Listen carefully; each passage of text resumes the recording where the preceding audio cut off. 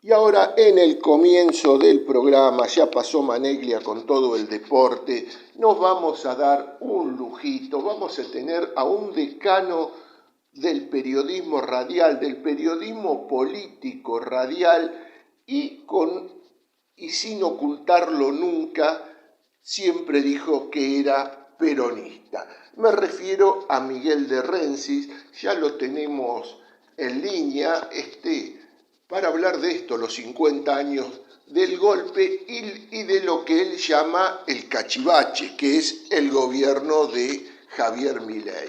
Miguel de Rensis, muy buenas tardes, gracias por estar en contacto acá con No es lo que parece, la 96.7 de La Plata. ¿Cómo le va, Miguel? ¿Cómo anda? Bien, buenas tardes para todos. La verdad es que cuando uno se traslada a aquel día, se transforma, porque de volver a vivir. Y como tan preso, no me cuesta mucho ese momento porque éramos apenas 240, 250 personas el día del golpe de Estado que estábamos en Plaza de Mayo. No había más nadie.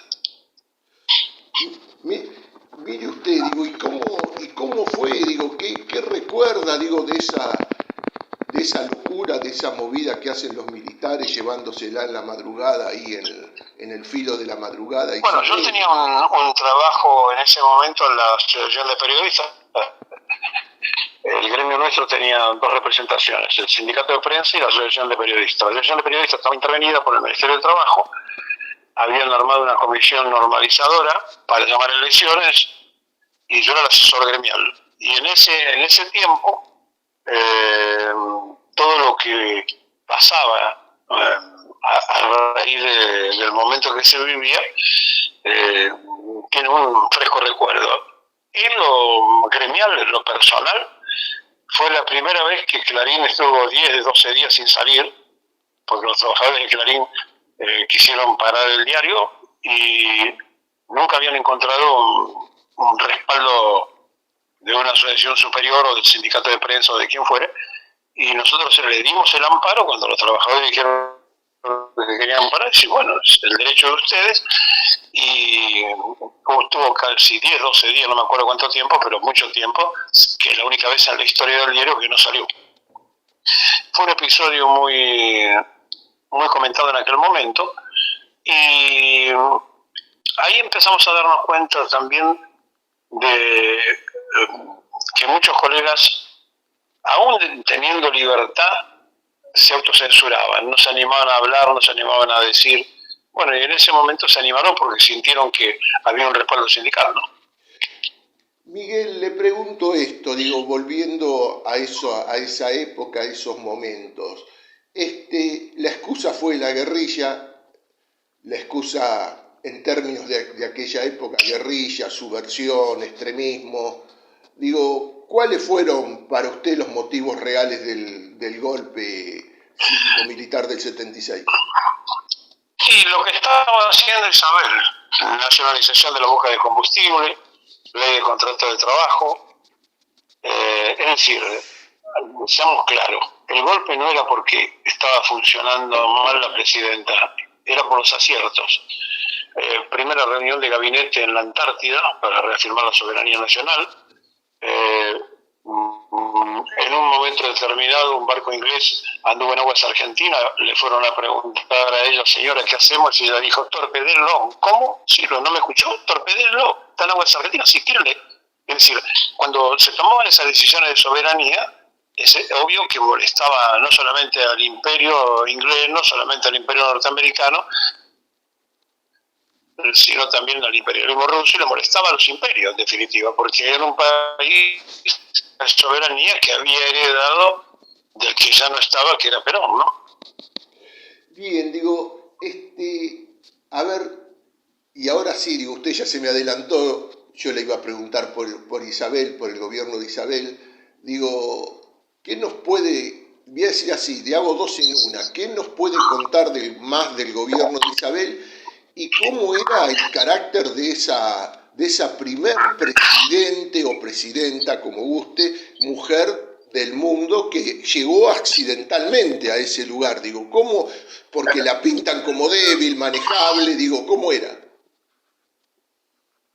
Bueno, ahí está en la frase que dijiste, de accidentalmente.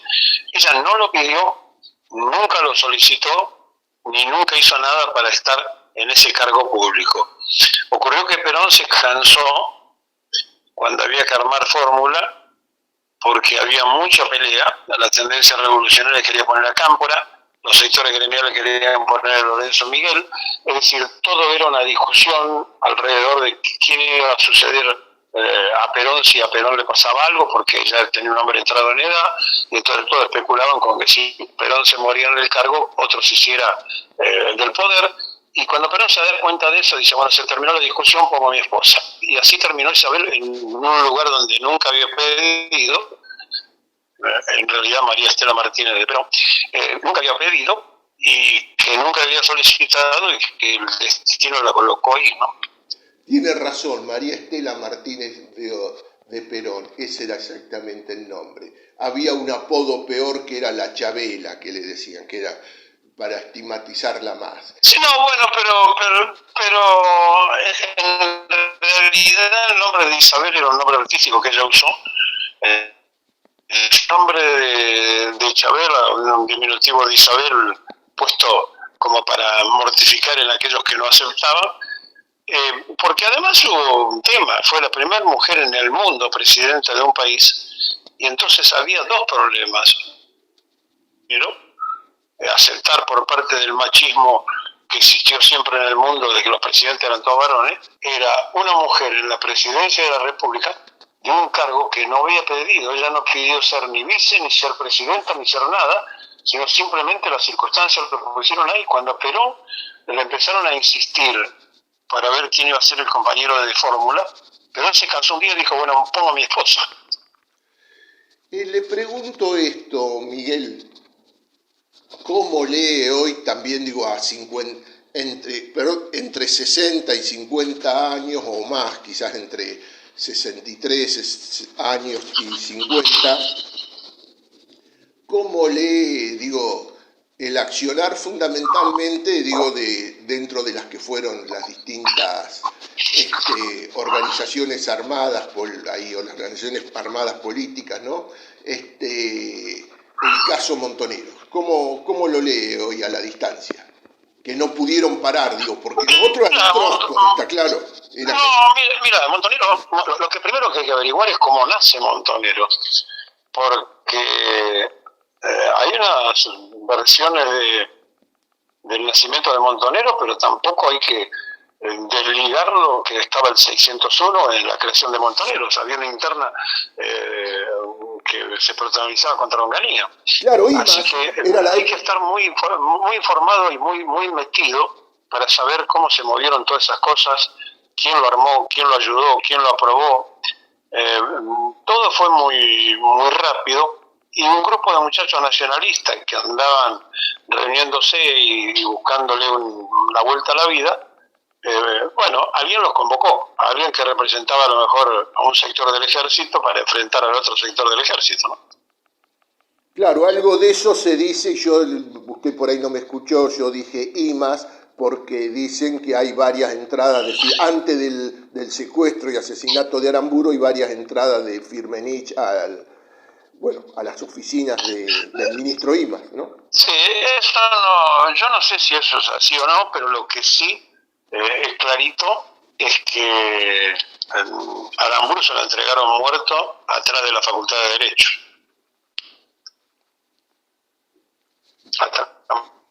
Aramburu no muere como se cuenta la historia. Aramburu se lo entregaron muerto a los muchachos estos, háganse cargo. Ah, bueno. El tema es saber quién lo mató, ¿no? Claro. La verdad, tremendo lo que acaba de contar. Tremendo. Y mira, hay una revista de Montoneros donde se peleaban casi por decir, nosotros lo matamos. Yo nunca vi una cosa igual. Es decir, una confesión como si alguien le hubiera dicho por encargue, che, por favor, díganos que fueron ustedes, ¿no? Tremendo. No sé, es una investigación para ser profunda. Alguna vez habrá que hacerlo si es que le interesa a alguien. A mí, la verdad, y esto que me perdone el superior de todo esto que voy a decir, pero la verdad que lo mató no me importa. Lo que me importa es que se hizo justicia con un tipo que fue un déspota, un criminal que mandó a fusilar, ¿no? Sí, en eso, diría que, voy a decir así, coincido con usted, era la dictadura, había sido el, nada más y nada menos que el asesino en el 56, ¿no? De Valle y otros más. Pero Mira, después, hay un personaje que fue sí. un comisario de la provincia de Buenos Aires, que se llamaba Luis Botey, ¿Cómo se llamaba? que se llama o se llamaba, pero no sé si vive, me parece que no vive, no sé, Luis Botey, que es el que atestiguaba lo que te estoy contando, diciendo que Aramburu se lo entregaron muerto atrás de la Facultad de Derecho a esos jóvenes nacionalistas que recién empezaban. Que no sé tampoco lo que te estoy contando si es cierto, te estoy contando la versión de ellos, ¿no? Sí, sí. Y después terminan matando a Rucci, que eso era como matar a Perón. A Rucci es un acuerdo que hace la FARC con Montoneros. Cuando se fusiona la FARC con Montoneros y acepta estar bajo la denominación Montonero y bajo la conducción de Montonero, la FARC le exige una prueba de esa lealtad revolucionaria y le dice, bueno, si ustedes matan a Rucci, porque nosotros tenemos planeado asesinarlo, si ustedes matan a Rucci junto con nosotros, o sea, si lo hacemos en conjunto, nosotros aceptamos después integrarnos a Montonero y que ustedes conduzcan la revolución. Y así participan. Ahora ya murió de muerte natural, pero estaba vivo Perdía, que fue el que tiró el primer disparo. Qué locura lo que me está contando. Qué épocas, qué épocas tremendas, ¿no? Que hicieron que viniera... Sí, yo esto que cuento no es que lo cuento ni por primera vez, ni mucho menos. Se lo hice decir a ellos en reportajes que hice, ¿no? Sí. No, qué épocas tremendas que después terminan en el genocidio de la dictadura. ¿Cómo? Porque la juventud de la tendencia estaba equivocada pensando que cuando peor, mejor. Ellos creían que si todo se descomponía, el pueblo se iba a levantar en armas y iba a ser la gran revolución. Y yo me cansaba diciéndole, muchachos, se están equivocados, no va a pasar eso. No, pero vos no sabés lo que estás diciendo, no, lo que no saben lo que están diciendo son ustedes. No va a pasar eso. ¿Por qué? Porque no va a pasar, el pueblo no va a salir a hacer la revolución que ustedes imaginan. Porque ellos creían que lo que ellos estaban haciendo era aceptado por una mayoría argentina, y no era cierto, no era aceptado. Ahí alguna vez lo leía a García Lupo, a Pajarito García Lupo, que decía que la diferencia era que en Cuba era por Batista, ¿no? Era un estenógrafo, un sargento estenógrafo el que dirigía el ejército y el gobierno dictatorial, ¿no?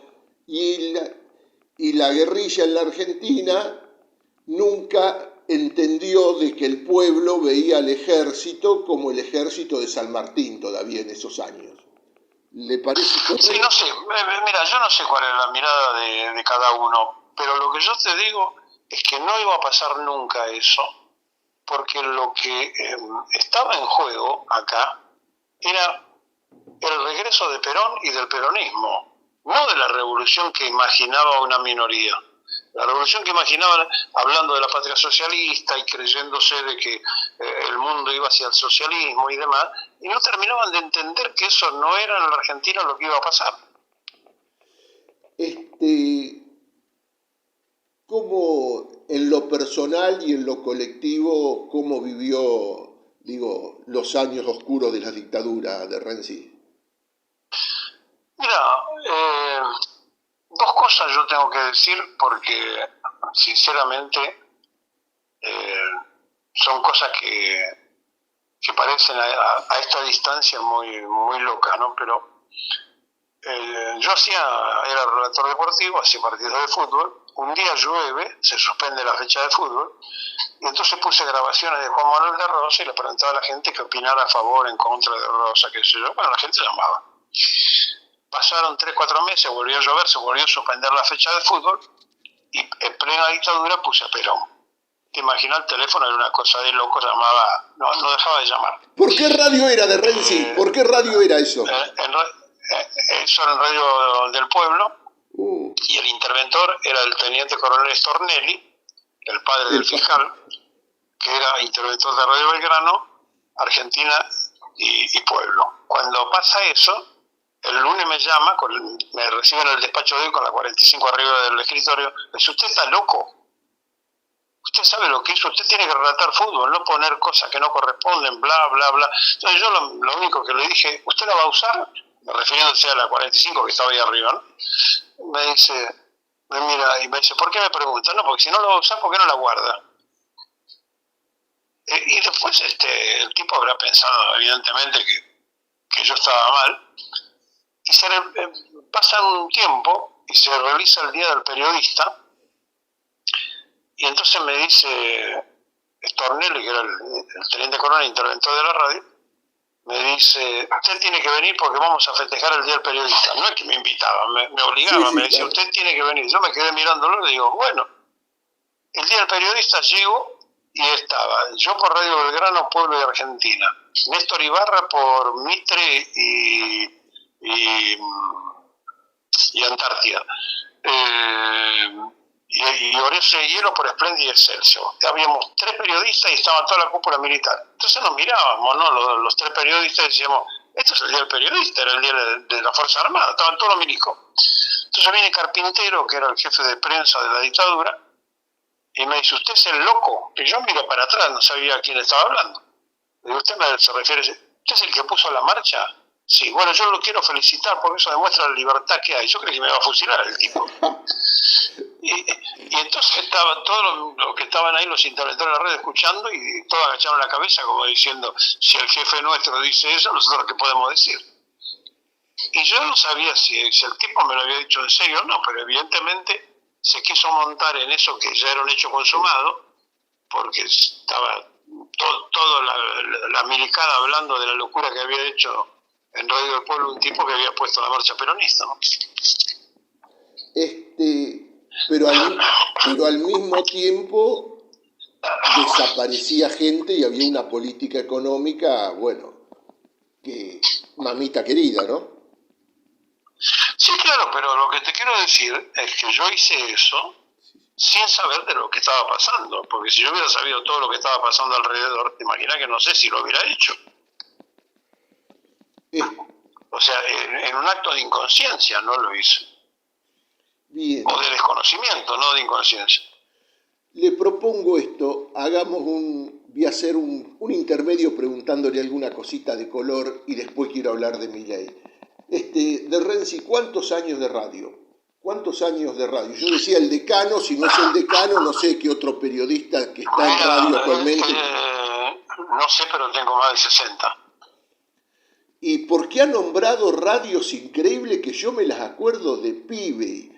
Usted nombró Radio del Pueblo, Excelsior, digo. Y de Excelsior fui interventor yo. Y radios que hoy no existen más, han sido algunas privatizadas, han cambiado los nombres, digo. Bueno, Porteña, que ahora es Continental, claro. Excelsior, que ahora es el barrio del Pueblo, que ahora es de Buenos Aires. Bueno, todas esas radios son de la época que estamos hablando, Libertad, que ahora ya no existe más. Son todas las que sí, es del Plata ahora, la frecuencia, ¿no? Sí, claro.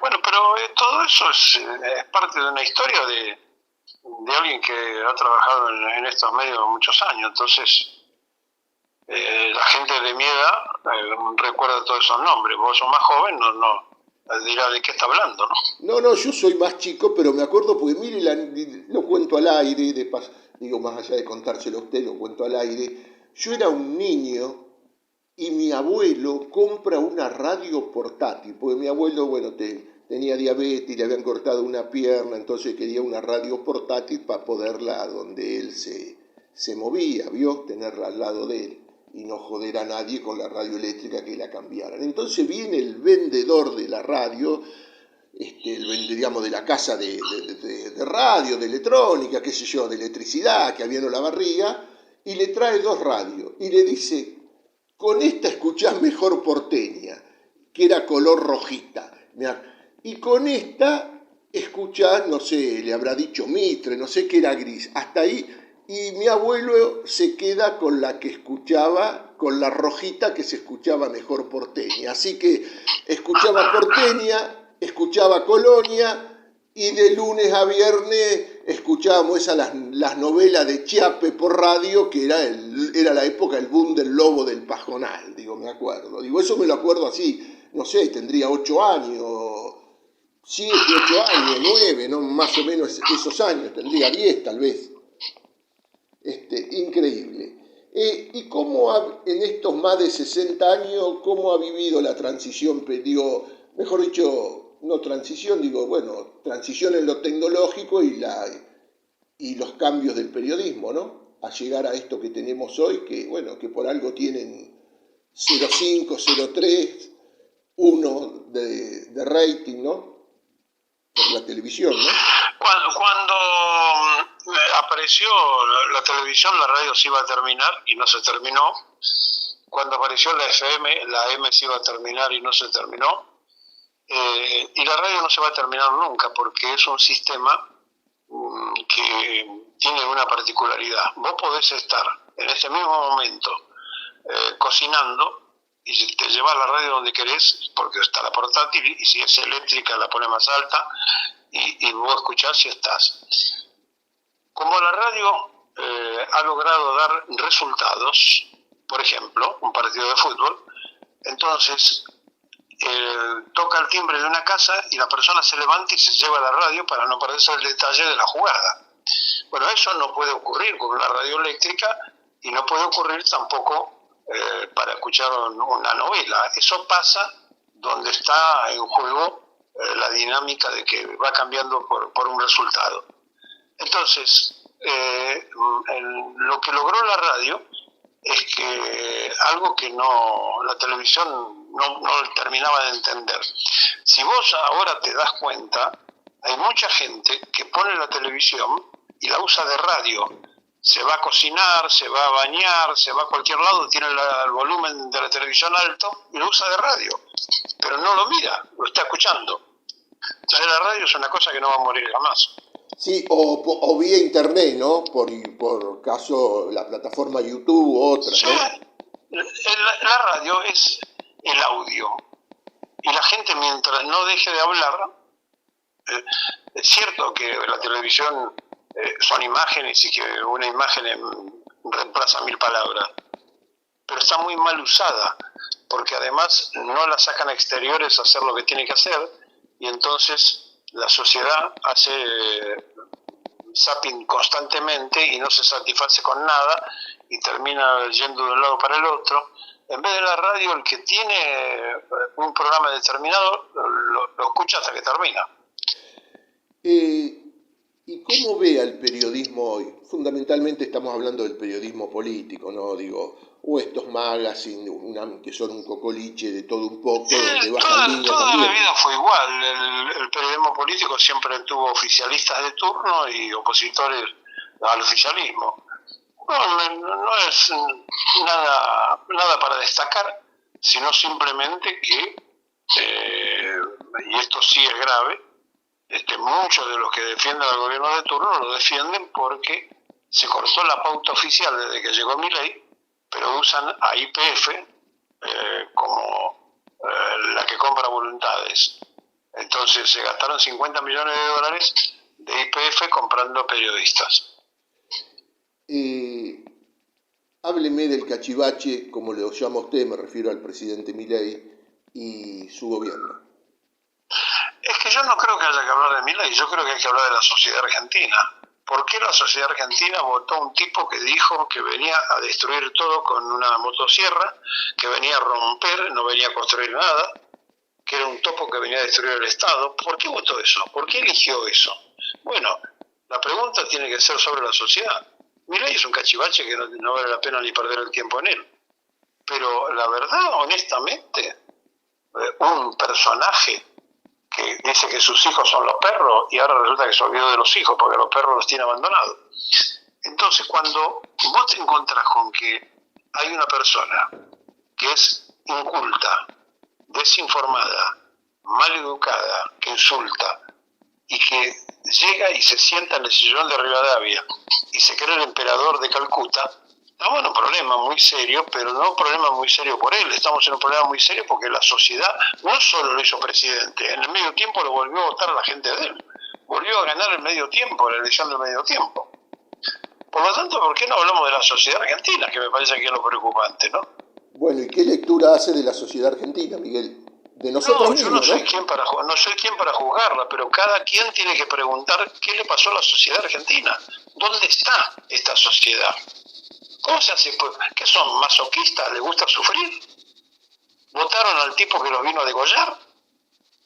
¿Qué sienten los que votaron a Milei? ¿Se sienten realizados? ¿Se sienten felices los laburantes que lo votaron? ¿Los jubilados que lo votaron se sienten bien? ¿Los universitarios que lo votaron se sienten bien? ¿En serio? Porque estamos en un problema. El problema no es Milei, es la sociedad. Si se sienten bien. Yo calculo que no se deben sentir bien y tengo esperanza que no se sientan bien. Bueno, pero yo a usted lo he escuchado en varias de sus editoriales, que es muy crítico con algunos sectores de los que integran el movimiento nacional y popular, el peronismo, digo, caso la CGT, lo he escuchado muy crítico con los legisladores opositores por el tema del oro. Digo, la llegada, esta sociedad que votó a Milei y que sigue apoyando en número importante a Milei, ¿no será que no ve en esa oposición o que fue el gobierno hasta hace 2 años atrás en alguien que realmente los represente? Yo creo que en la sociedad argentina, si se referencia en Milei, no tiene solución. Si en serio se referencian y piensan como Milei, estamos complicados, pero para la eternidad. Yo no creo que piense así. Yo creo que en todo caso es un voto donde hay una cuota del antiperonismo histórico, visceral.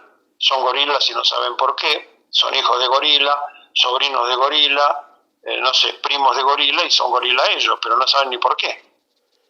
Sí, o son los empresarios que le iba bárbaro con los gobiernos, digo, kirchneristas. No, pero los empresarios no son tantos como para volcar una elección. No, pero digo... Acá es la sociedad. Está bien, digo, pero uno cuando lo ve a Ratazzi, que hacía el show de ser fiscal de Macri, de Milei, y después resulta que ahora tiene la empresa ahí con medio turno, decir, pero flaco, ¿Querés que te diga la verdad? ¿qué no entendiste? Nunca me importó las declaraciones de gente de ese tipo, porque yo sé por qué gritan y por qué hablan y por qué dicen. Porque les conozco sus capacidades operativas. Me pareció que perder el tiempo en ver, mirar lo que dice fulano, lo que dice sultano, son irrelevantes. Lo que me preocupa es lo que dice el laburante de todos los días, lo que dice el estudiante, lo que dice el hombre común y la mujer común. Ahí me preocupo porque en eso tiene uno que analizar la sociedad. Los otros son representantes de una minoría de poderosos económicos que se van a quejar siempre y los que más le dieron son los que más castigan ellos. Ellos critican a los gobiernos nacionales y populares y es cuando más ricos se hicieron. No puede ser que no me haya entendido, yo me haya explicado mal, haya preguntado mal. No me contestó sobre la ahora oposición peronista, cómo la ve, de la que yo decía usted por momentos es crítico en el programa. Yo creo que no hay oposición. Hay gente que no está de acuerdo con el gobierno, pero oposición organizada, estructurada, que haga una propuesta alternativa no existe. Es lo que yo estoy pidiendo todos los días, que se pongan de acuerdo y junten a 10 tipos pensantes y les digan, bueno, ¿cuál es el país que vamos a ofrecer a la sociedad? ¿Cuál es el proyecto de nación? Porque es muy fácil decir estoy en contra de Milei. ¿Y qué es lo que vamos a hacer? Bueno, digan lo que van a hacer. ¿No hay también una tibieza o un retroceso a veces en caso de la CGT, en esos enfrentamientos a Milei, digo... Es que hay una confusión de la gente. La CGT no tiene por qué resolver los temas de los políticos. Los políticos tienen que actuar por tal. Cuando la gente dice, la CGT no sale, ¿por qué no hacen al revés? ¿Por qué no dicen los partidos políticos no salen? ¿Por qué tiene que salir la CGT, que es una organización sindical que tiene que defender problemas laborales, a hacer problemas políticos? Entonces la gente dice, no, porque la CGT tiene que hacer un paro.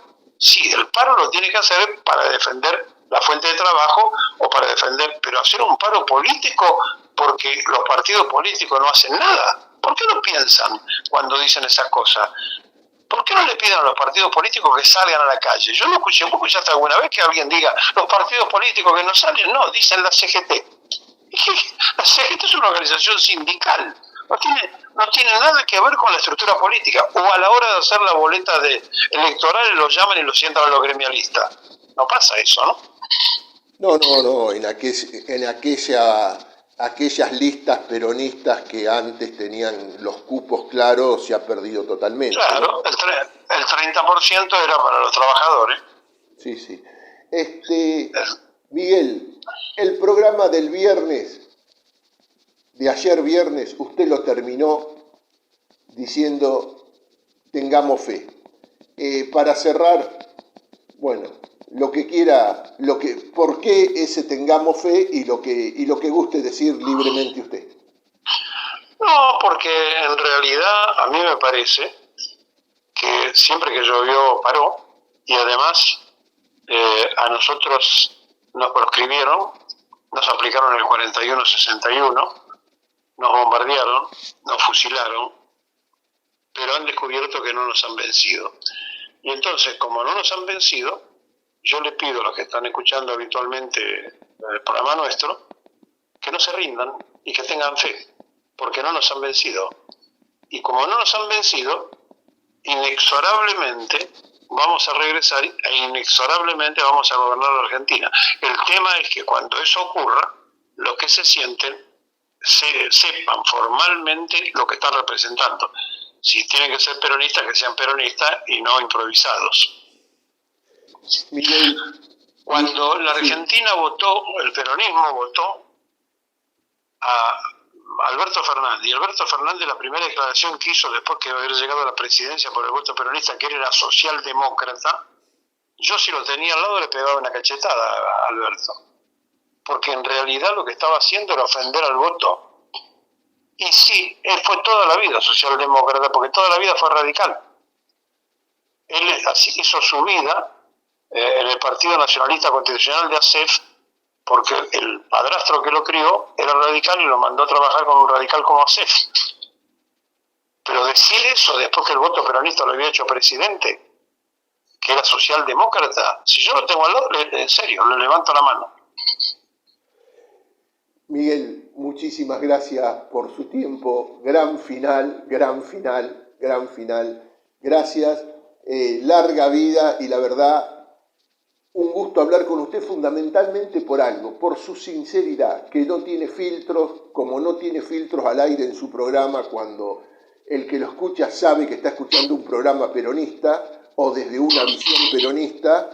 Sí, además el que no quiere escucharlo, que no lo escuche. Si yo no obligo a nadie a que ponga la sintonía ahí, por suerte, como peronistas hay muchos, la audiencia es muy grande, pero eso es una decisión no mía, sino de los que escuchan.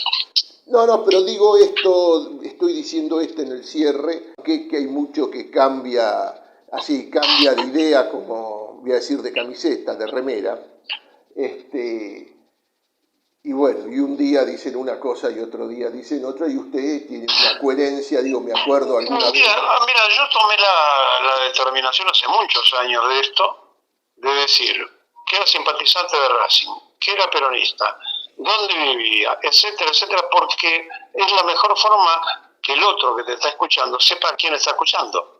Entonces el que no quiere que se vaya, y el que quiere que se quede y sepa con quién está. Miguel, muchísimas gracias, vuelvo a decirle larga vida, lo mejor y que lo tengamos muchos años más en la radio. Un gran abrazo, Miguel, gracias.